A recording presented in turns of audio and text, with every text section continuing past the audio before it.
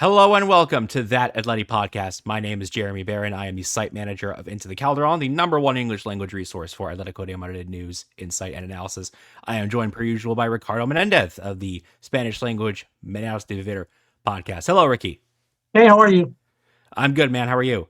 Really excited about the possibility of getting a trophy in just a couple of games. That's right. Just a matter of days. Thursday, tomorrow night, we have the Supercopa semifinal against Real Madrid in Jeddah, Saudi Arabia. The winner of that match takes on FC Barcelona in the final on Sunday after Barcelona annihilated Athletic today by a 5-0 scoreline. That is a bit embarrassing. I mean, the teams that are supposed to step up, Betis the other day and Atlético de Madrid, they've been.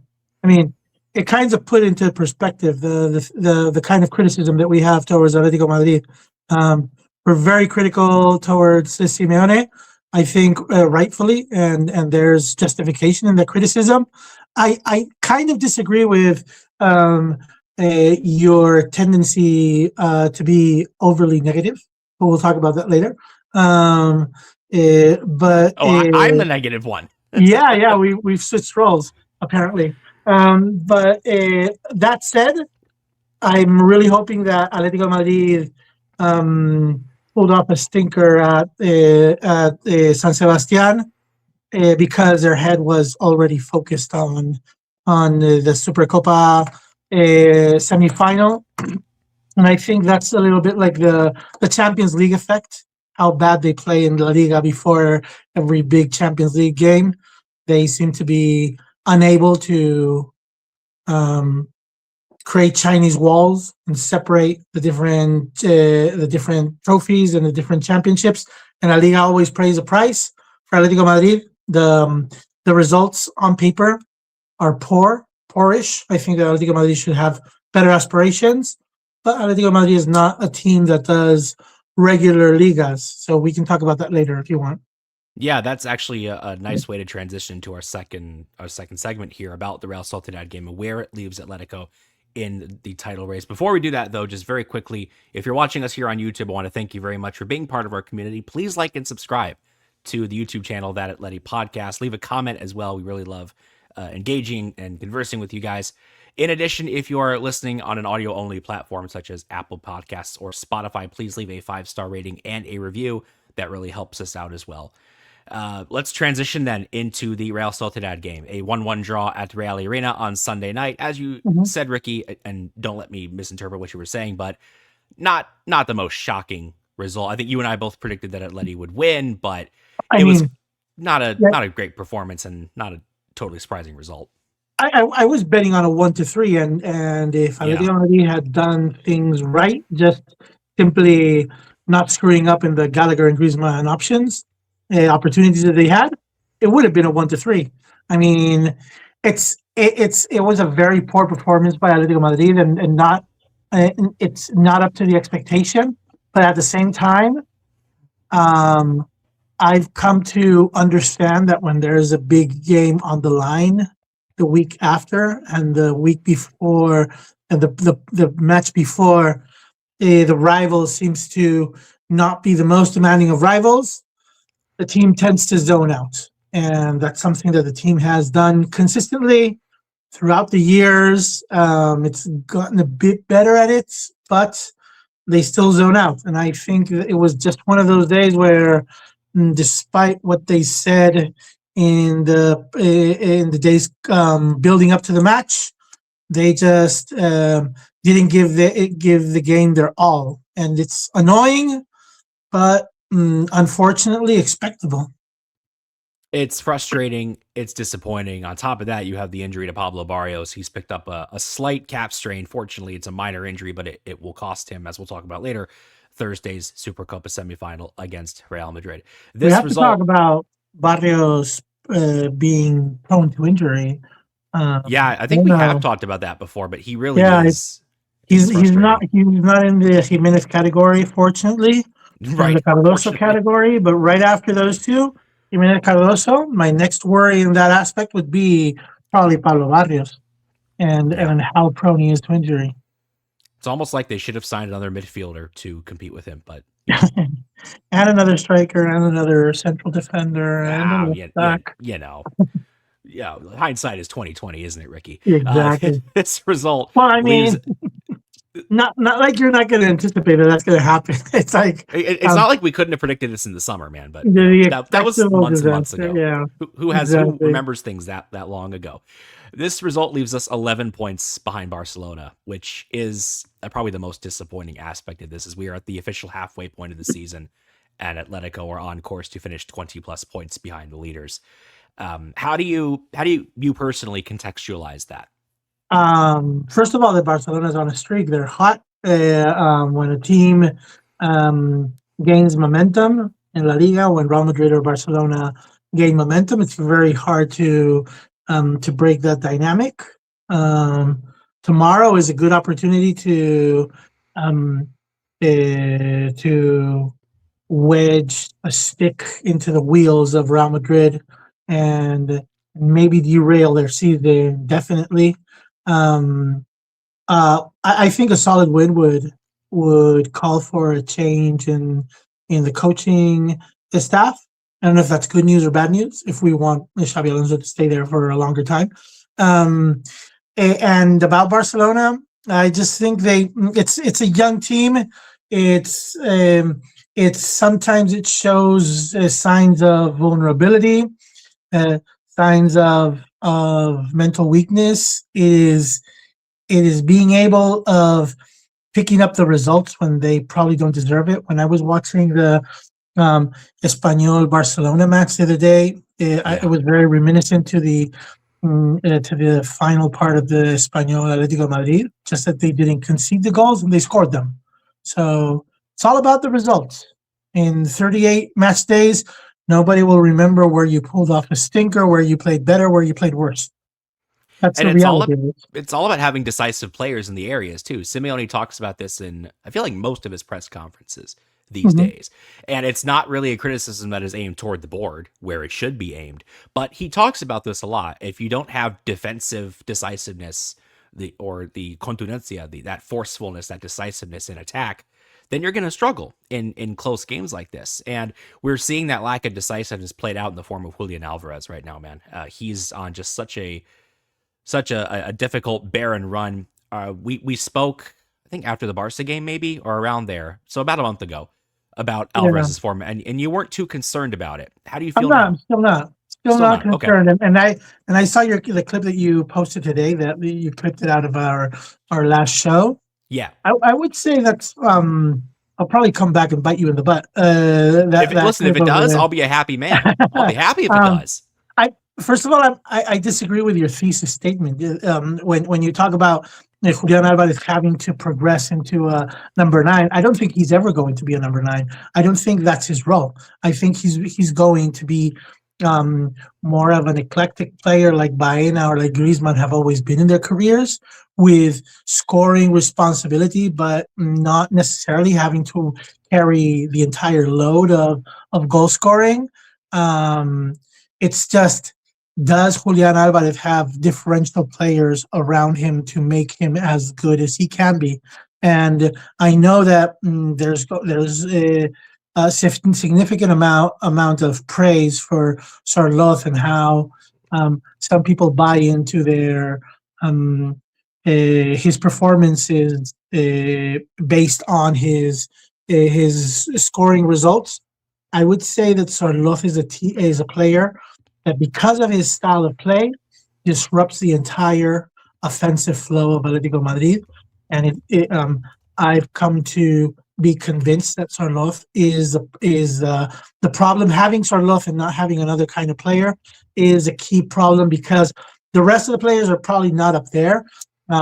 We can talk about Raspadori and Almada later and how they're having disappointing seasons so far in terms of minutes. But regarding Sarloth, it's a matter of he's not the player that is going to elevate Julian and help him take that next step. I think if we want that, we have to wait until Atlético Madrid pull the trigger and they bring a new player that is up to that level, a player of that caliber, an Osimhen kind of forward, Lautaro, those would be players that I think, even Blavic, I think that those would be players that would elevate the possibilities of Julian being not only the reference and the obsession of defenses. What you're seeing is that teams are planning for Julian, and the more they're game planning for Julian, and the more attention they focus on him, the rest of the players should be able to benefit from that and exploit that lack of commitment to cover other areas as much as they are obsessed with creating the anti-Julian plan. I'm just not seeing those players step up. So No, that's a very good point. It's a tale of two sides. It's Julian isn't giving his full potential, but he isn't giving his full potential because the team is not giving its full potential, is not stepping up and taking that next step to allow Julian to evolve as a player and to become a better version of himself. I'm not really worried, even if we see a little bit of regression this season, because I think there's going to be a big overhaul, or I am hopeful that there's going to be an overhaul in terms of signing over the summer transfer window. I don't know if they're going to want to make the investment now midway through the season, or they're going to bet it on the following season. A title mid-season would make a lot to push the board to take steps and maybe have more guarantees to face La Copa. Right now, it's I think that's how I see the situation. I'm not worried about Julian because I still think that Julian is a phenomenal player. He still has more than decent numbers, and it's just that he is playing his worst matches as Atlético Madrid, and he's still a fundamental part of the attack. So once he scrapes the bottom of the barrel, I can only see him progressing from there. I expect more from him during this season, for sure. I see the shirt behind you, and it reminds me of the season in which we wore that shirt. It reminds me of this is a hideous shirt. I brought it for the purpose. This is probably one of my only scoops that I reported that Atletico were going to wear this shirt like a year before Footy Headlines leaked the picture. So I knew the design. I described it on Maneras de Vivir. It's on the record. This is probably one of my only scoops, and it's a hideous scoop because it couldn't be uglier. The slanted lines represent the course of the Manzanares River, and that's why that's what they told us on the Maneras de Vivir podcast. Of course, this terrible jersey is not mine; it's my son's. I just thought it would be interesting to bring it to talk about that small story. It has a logo, so I'm never going to wear something that has a logo. So there's so many reasons not to like this shirt. It's just terrible. But it's a Carrasco shirt, and I thought it was a significant shirt to bring. Now that there's conversations about exits and arrivals, we know that Galan and Carlos Martin are out the door.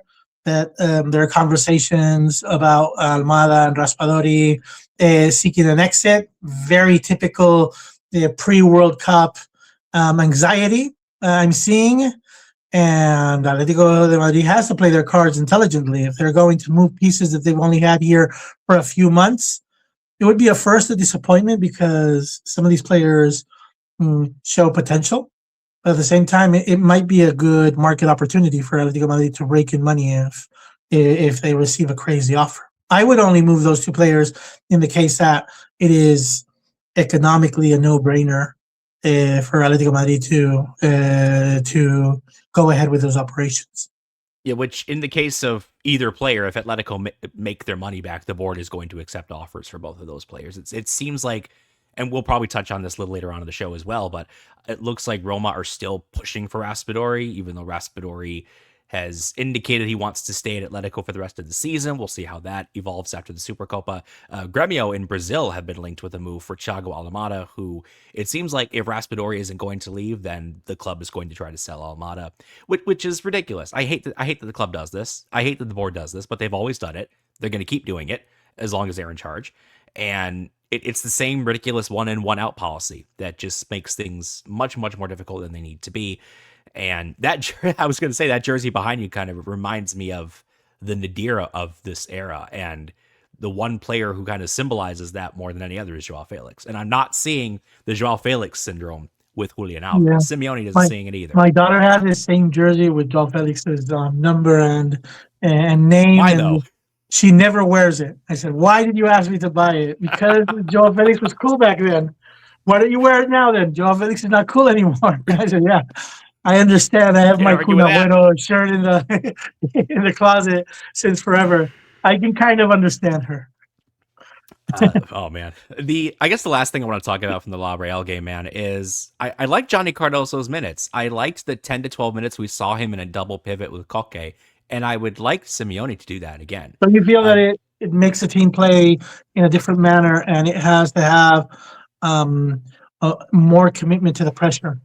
Yes, 100%. Because so if Cardoso is going to play tomorrow, as I think he might, I would probably scrap Sorloth from the starting 11 for sure. And who would you put up top? I would opt for probably having Baena up in the top, and slotting Gallagher in that position. Having 5 midfielders that can one of them can play the role of forward behind or in front of Julian Alvarez. It's kind of a motley crew kind of situation. Atlético Madrid is struggling to find a solid starting 11 where the position of every player makes sense because of the roster design. But with the players that you have available, knowing that Barrios is out of the picture, I think that if you're going to slot Cardoso in, you really have to commit to the pressure, and you can't use Sorloth in that case because you're going to be playing with one player less most of the time. Because when you play Sorloth, you're kind of committing to counterattacking. You're committing to giving the other team the ball because he's just not going to press consistently in longer plays. It's just his style. Let's see if Simeone does that, man. I think he might pull a surprise and start Johnny. I was surprised when he did it against Inter, and then he did it against Barca the week after that. So we'll see if Johnny gets into the 11 from the start tomorrow. What would be your expectation for the starting 11? Are you going with? I mean, I was seeing in Mundo Deportivo the planned starting 11. I don't know if you have something in mind. What I think Simeone would do, or what I would do? Okay, both. Okay, what I would do with only one.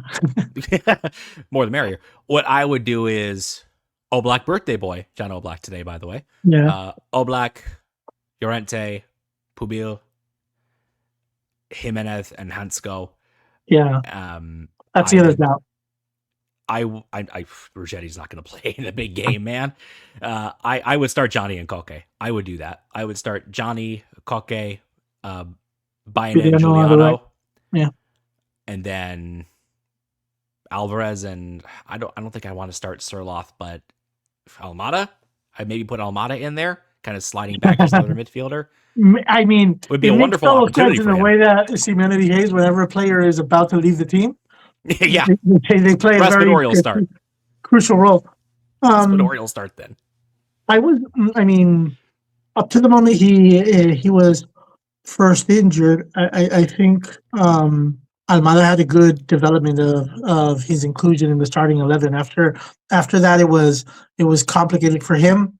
The arrival of Nico Gonzalez, the emergence or the growth of Giuliano have limited his options, and he just hasn't been convincing coming on as a substitute in these matches. But I always think we're a little bit.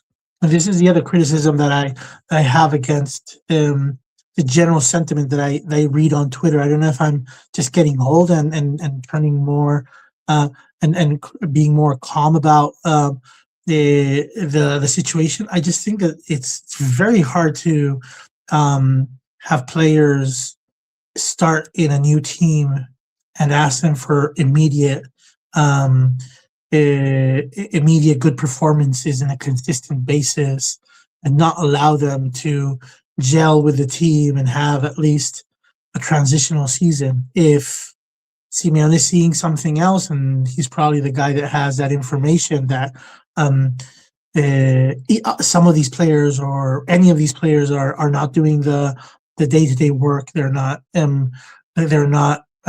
trying hard enough in the training sessions to fight for a starting position. If they're consistently not following the orders when they're playing minutes, then it would be a different kind of problem. And I would understand that they want to let go of that kind of damaged goods. But if that's not the case, I would be patient with these first year players. I mean, they've only just arrived. I don't know anybody can start in a job and start being the employee of the month on the first or second month of their tenure there. They probably do need some time to adapt, especially when they're not getting 5-10 games in a row to just develop their style, gel into the team, and understand the dynamic of a team. They come from different organizations. They've played maybe even in different positions, and they're asked to do different things in different matches, and it's a very difficult situation to adapt to the role of being a non-starter at Atlético Madrid. Is there urgency because it's a World Cup year? Yes, and that's the reason why I think the agents or the player themselves or their families might be willing to make a move. But unless they have that urgency to get playing time and secure their spot in their national teams, I would just roll with their adaptation period. I think it's a mistake. If they sell Almada, that's a mistake. I think they need to give him at least another year. I see You were really, you were really pretty good high player. on selling Raspadori. Were you? Is I it mean, because of the difference in investment, the money situation? the money's about the same. Atleti paid 20 million for half of Almada's rights, so 40 Yeah. million total value. Raspadori was a little pricey, especially for the minutes and the role in which he's playing. I feel like Raspadori's path is a bit more blocked than Almada's, and that's why if they get their money back, okay, great, that's fine. And the player wants to leave, great. I don't mind keeping Raspadori and Almada for the rest of the season. The more attacking options, the more midfield options, because Almada can play there too. The more options in those positions Simeone has, the better. And the club is not likely to make serious investment this month because Apollo is still not in charge. I'm really, and it's a bit of a middle finger to the shareholders who are trying to force these moves through, as we talked about last week. Just the board trying to recoup its investment and get the books all nice and neat and tidy before the summer. I'm really okay if either of them stay. And you never know, man. Like, one of these players from last summer could end up, we could vote for them on the Paseo de Leyendas someday. I remember Antoine Griezmann's first few months at this club. They weren't very good. Look at Griezmann now. And It they weren't happens. happy with him. Yeah, and he was barely playing. They were going to sell him. I remember right after Atleti signed Oblak, there were talks that they were going to loan him back to Benfica. Look at Oblak now. Mm-hmm. Look at Oblak now.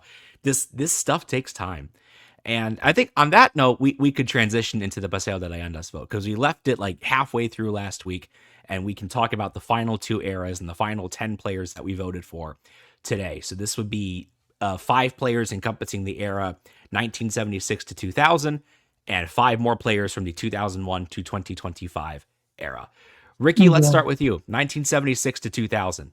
The third era is the pre-Jesus Gil and the Jesus Gil era. It's also the Doblete generation, the 1996 double. It corresponds to the end of Vicente Calderon's tenure, which happened around the mid 80s. It's when I started following Atlético Madrid. It's when I arrived to Spain. And from that period, I selected one of the players, especially over the rest. And that's like my oddball in this selection. In the fifth place, I selected Roberto Simon Marina, who is a midfielder from the 80s that I absolutely loved. I know that he doesn't have maybe enough merits to go into the inaugural class, but that's the first player that I saw, along with Chus Landaburu, another midfielder that made me want to have an Atleti jersey, made me want to sleep with an Atleti jersey and wear it for 6 months in a row. Those were the players that made me fall in love with Atletico Madrid. Kind of a heartbreaker. They lost the Recopa final 3-0 against Dynamo de Kiev, an absolute powerhouse of a team. 13 of their players were part of the Soviet Union national team. 13, not 11. The whole starting 11 and 2 or 3 subs were part of the Soviet Union team. That's how strong that side was. Yeah, they were great in the 80s. The great Protasov and all of those mythical players, Mikhailov and all those. Incredible team to watch. The Russian powerhouse. Actually Ukrainian powerhouse. But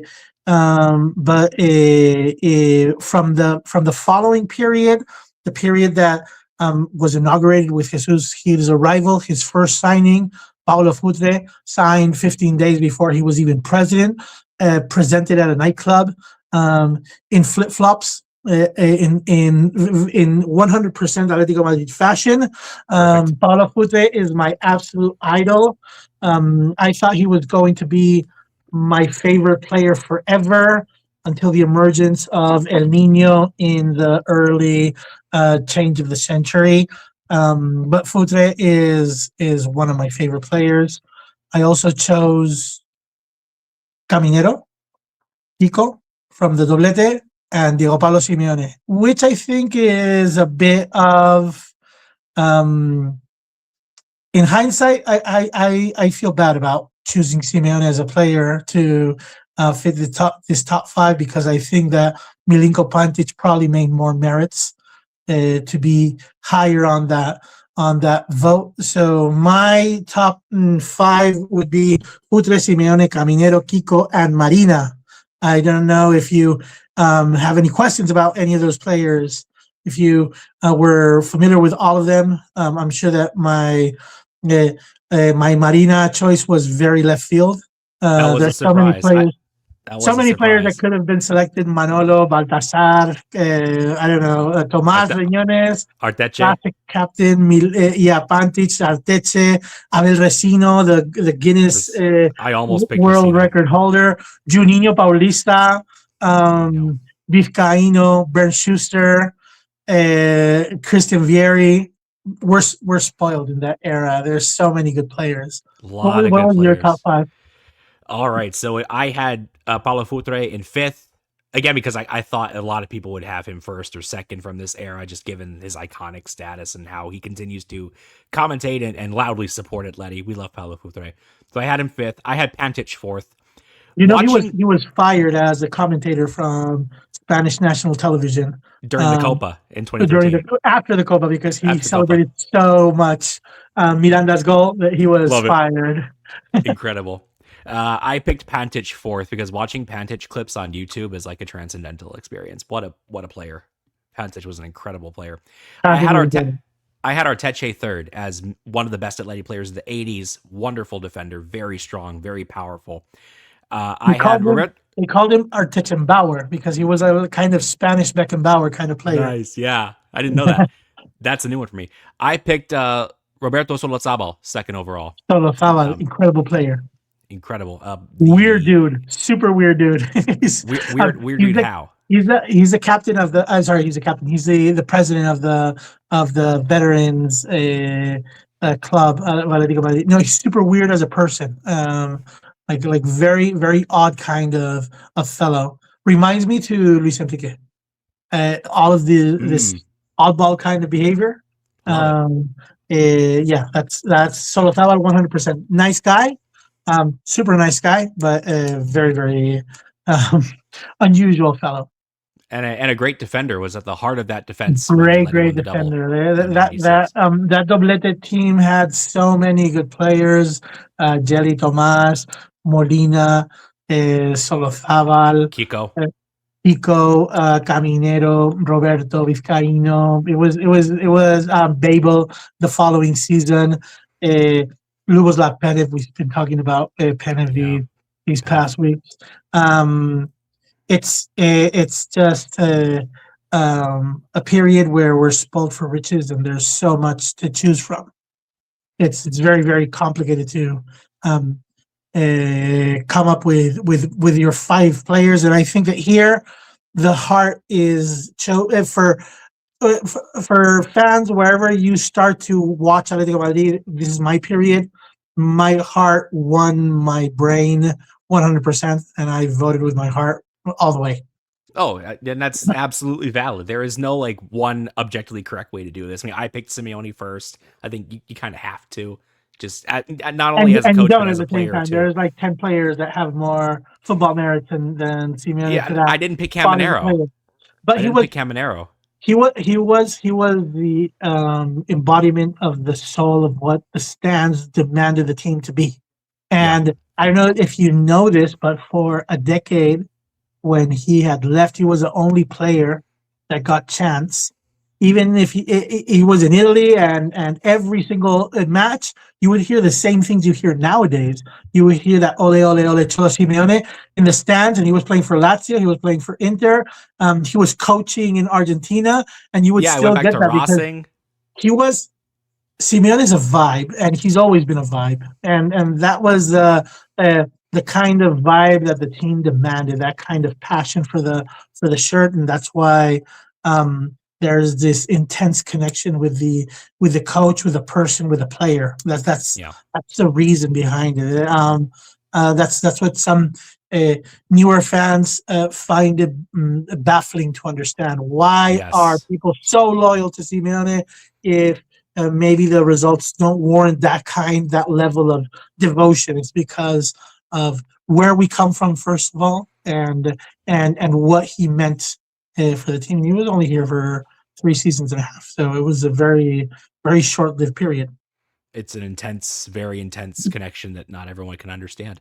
Finally, this last era, the era in which I became a supporter of Atletico de Madrid, 2001 to 2025. I'm going to name my five first because I Okay. think you're going to have a strong reaction to it.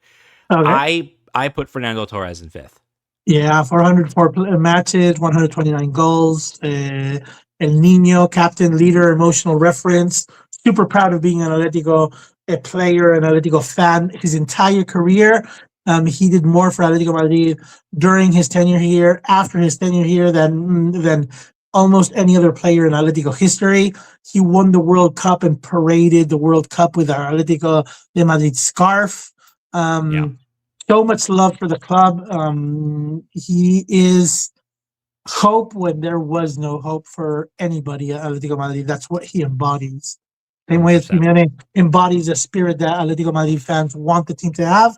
And Fernando Torres embodied the hope after the miserable decade that of course included relegation, part of which Fernando Torres was a significant part of, to bring the team back from Segunda and take it to its position, back to its place.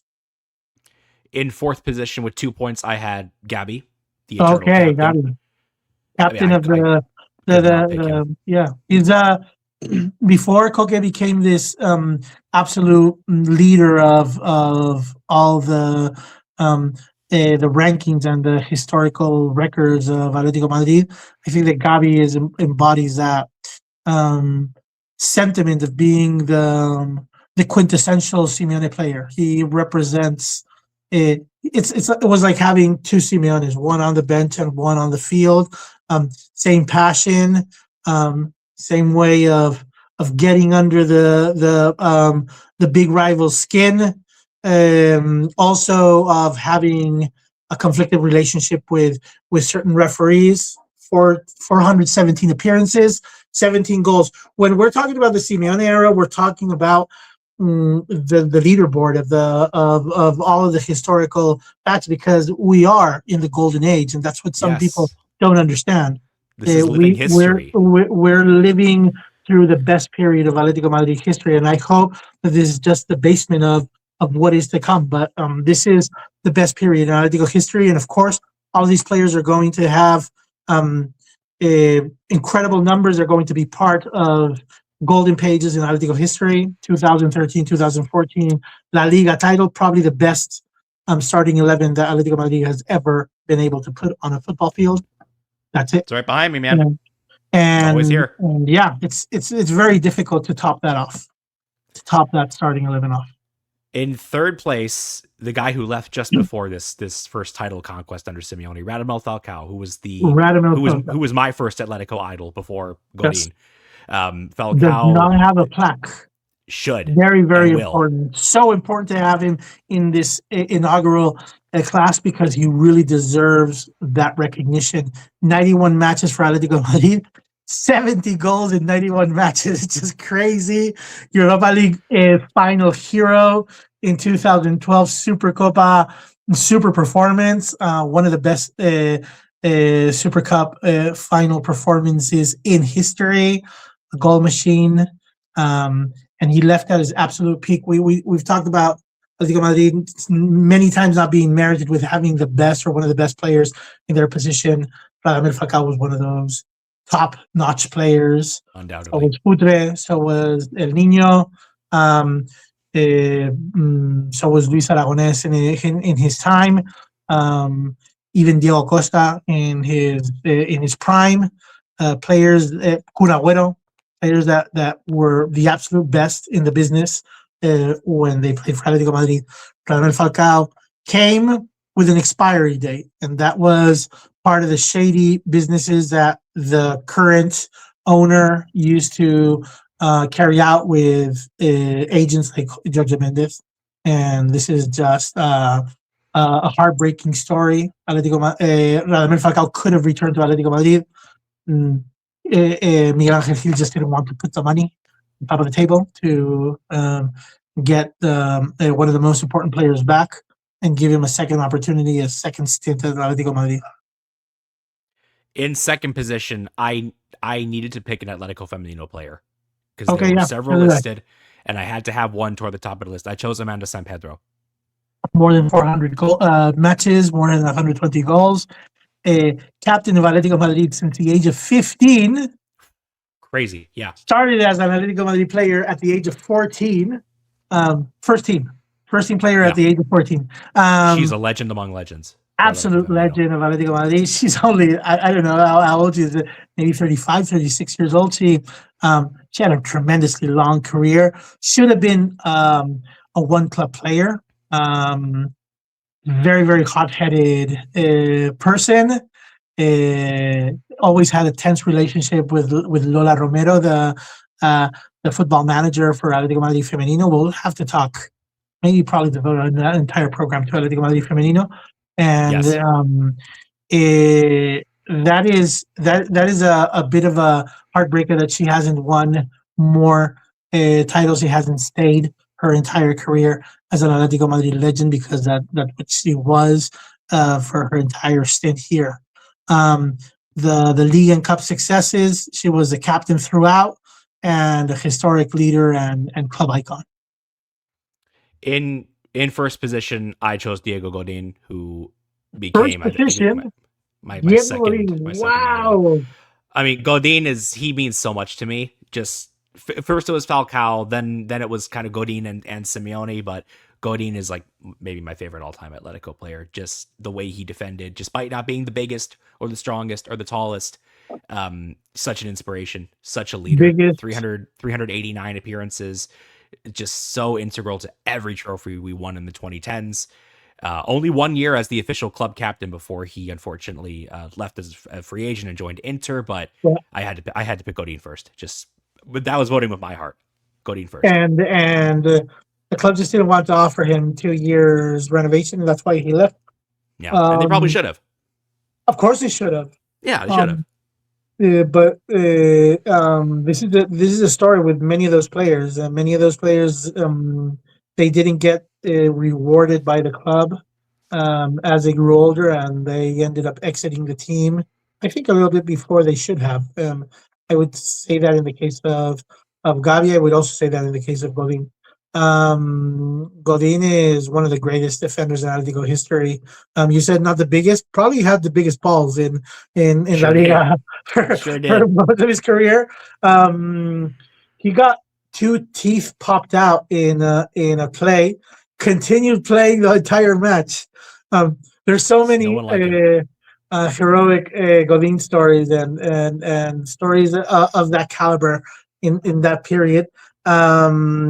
He played 389 matches for the club, scored 27 goals, including the iconic Barcelona goal that was the winner for the 2013-2014 Liga. Absolute defensive leader of the Simeone era. He embodies Simeone's concept of a rock solid defense with incredible offensive power. He is the image of resilience, intelligence, and sacrifice. Tell me who you voted for, and then we'll get to our last segment. Very similar, man. I voted Fernando Torres in first place, Falcao second place, Gabi third place, Godin fourth place, Amanda fifth. Okay, so the same players. Yes, exactly the same players, different order. Great. I think that probably the biggest snub there is Diego Costa. Yeah. Felipe Luis, to a certain extent. Angel Correa can make a case there. Thiago Mendez, Saul Níguez, Luis Suarez, Sergio Agüero, David Villa. David Villa, for example, doesn't have black, and that's neither does Luis Suarez. So that's something that either the inaugural class of this Paseo de Leyendas or further expansions are going to have to address that. Those two players have legend status. Kun Agüero had a very complicated exit and was a little bit mouthy and got tremendous amount of hatred from the fans. A little bit like the first part of the Griezmann story, even though Griezmann apologized and has made up with most of Atletico fans. Some still don't forgive Griezmann for his betrayal and his move on to Barcelona. Sergio Agüero's exit was a very painful one because he inherited the leadership of the club from Fernando Torres, and he held that position of being the captain of the team and the leader of the team for a significant amount of time. One of the two 2010 Europa League winner heroes alongside Diego Forlan. I cried so much at that final in Hamburg because I thought it was going to be the only title I was ever going to see in my life. During the Quique Sanchez Flores era, I was there in Hamburg. I was in the stands and I was just bawling because I thought, at least I've seen one trophy during my lifetime, which is what I guess every fan from every club that doesn't win very often feels when they break that glass ceiling. And it's been a flow with Simeone. We've become spoiled with success, and now it's all about how long we've gone without a trophy instead of, for example, when Quique Sanchez Flores won this trophy, during the press conference, he says, it's been 35 years since the last time. We're probably going to take a few decades to see another Atlético Madrid trophy, so we should probably enjoy this as much as possible. Wow, if only he knew. I never knew that nugget, actually. If only he knew. Exactly. Yeah. I mean, he did know afterwards, but yeah. I mean, not very reliable to read the tea leaves. Well, Mr. Quique Sanchez Flores, one of my top 5 favorite Atleti coaches. Maybe we can do that exercise someday and talk about the coaches of Atlético Madrid. Now that we only have Simeone in the forefront, in the rearview mirror everywhere, his shadow looms so large. We can talk about other top coaches and top flops of Atlético Madrid Yes, great idea. Colchoneros. Well, speaking of trophies and speaking of titles, it was announced earlier Wednesday as we transition into our last segment here that Atleti will be visiting Deportivo La Coruña in the round of 16 of the Copa del Rey next week. Date still undetermined. I'm excited about that one. First game against Depor in 8 years. That'll be Yeah. fun. What kind of Deportivo are we going to find? Are they going to be? I mean, when you're playing against the Segunda side, it's always a coin toss because they are ultra competitive teams. Segunda is a cutthroat competition. It's so hard to exit the Segunda División and make it back to the top tier. And some of these teams are very, very good teams. Normally very young teams that rely more on homegrown talent. I'm excited. I'm excited because it's going to be an opportunity to advance in a competition that is not. It's probably a very, very good chance opting at a title, but I don't know. Atlético Madrid has a way of screwing up January, February, that I just want um, to play it safe and not get too excited about anything until Yeah. after tomorrow's match. Even if tomorrow is successful, Atlético Madrid has gone through the semifinal before the Super Cup, only to fail miserably in the final. So I do hope that Atlético Madrid is able to start competing in 2026. And there was a meme the other day um, of damn, what a year Atletico's giving us, and it's like, man, it's only January the 4th. Yeah. Captain, it's only January 4th and I'm tired. Exactly, yeah, that Tintin meme that is so famous. Like, what a week, Captain! It's What a only week, Tuesday. sir. Well, it's a little bit like It's that. only Monday. Exactly. Let's end with a couple of notes on the Supercopa, man. I think that tomorrow has to be the day of Alex Baena. This has to be, in addition to Alvarez hopefully recapturing his form in front of goal, this has to be the day when Alex Baena announces himself as a star of Atlético de Madrid. We've seen it in fits and spurts. He's been out with 3 separate injuries. He's missed about half the year, a little more than half the year through injury. He's going to start Thursday night. This has got to be Alex Baena's time. Demonstrate the star that you are. He had a very electric appearance at the end of the Derby in LaLiga. So And he let's hates just Real hope Madrid. that He hates Fede Valverde. he continues with that with that performance. Let's hope that chip on the shoulder he has with Valverde comes out, and he really wants to have a statement match. We do need a statement match from some of these players. It would be great to continue seeing Giuliano getting under Vinicius' skin. Hopefully, Vinicius can have another game without scoring. Hansko can adapt to the position of playing as left back. I'm hopeful. I'm hopeful about the game tomorrow. Giuliano coming off his great assist for Sirloth against Real Sociedad. Hopefully he has another goal contribution or 5 in him for Thursday night. Do you think with Barrios being out, this is a nice time for like a surprise contributor to step up? So someone like a Johnny, someone like an Almada, someone like a Raspadori. This is also a great occasion for one of them to stamp some authority on their position. Atleti are on the world stage tomorrow, so they can make the most of that. I mean, for players that are trying to call the attention of their national team coaches, tomorrow's a game that every single national team coach around the world is going to be watching. It's a 3-day competition, 4-day competition. It's played over the course of 5 days, I think, for 4 or 5 days. No extra time. So if there's a draw at the end of the game, they go directly to a penalty shootout, which is a weird thing about the Super Cup. And I would expect an exciting game. I guess this is my last question, and then we'll do scoreline predictions. For you personally, Ricky, does the Copa del Rey against Depor mean more than the Supercopa? No. Because I've seen some debate online about that. Some people For me, think the for Copa me, means more. tomorrow is the most important game of the season because um, it can really be like a dagger to the throat to Real Madrid. It's always a pleasure to be able to ruin their season. It can derail their season for sure. Atlético Madrid is good at derbies. Is ever since Simeone took over.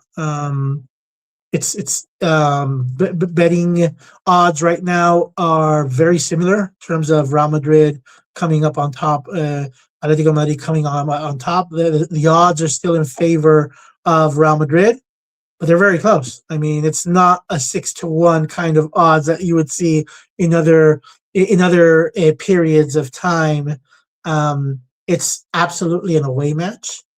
Atletico Madrid are going to play both games as the away side, but at the same time, it has this um, final opportunity kind of vibe that is going to have the players really in the zone. I expect the players to be very, very committed tomorrow to the semifinal. Something that I was absolutely surprised to see that Athletic Club was so out of it. Yeah. After they had gone to play a friendly and were just there to take pictures of Jeddah and hang out at 6-star hotels. Yeah. There will be no such siesta for Atletico against Real Madrid on Thursday I night. really hope not. I really hope I don't think it's so. an exciting game. I'm betting on that. I'm going I, for a I 2-1 win. I'm going for a 3-1 win. All right. Another multi-goal win in the Derby. Yeah, That would be the final nail in Xabi Alonso's coffin, don't you think? yeah. And anything that goes beyond a heroic Real Madrid match, very close. Even if it's, I mean, Real Madrid fans and the ownership are or the presidency are very very oriented to results, and Xavi isn't just making the cut right now. So um, I really hope it's a statement match for Atletico Madrid. Well, we will be back here to talk about it. No win or loss, no draw, win or loss, whatever happens, we will be right back here to talk about it on the next show. In the meantime, we're going to sign off for today. Thank you all so much for listening or watching That Atleti Podcast. Make sure to like and subscribe if you're watching us here on YouTube. Leave a comment as well. In addition, you can listen to the audio form of this podcast on Spotify, Apple Podcasts, really wherever you prefer to listen. You can find us on Instagram and TikTok at That Atleti Podcast, intothecalderon.com, where you can read my writing and the writing of our small but wonderful team. Facebook and Twitter at Into the Calderon. I am at JB Beren. Ricky, you can see, is at Ricky AM and at Maneras ATM on Twitter. Until next time, adios.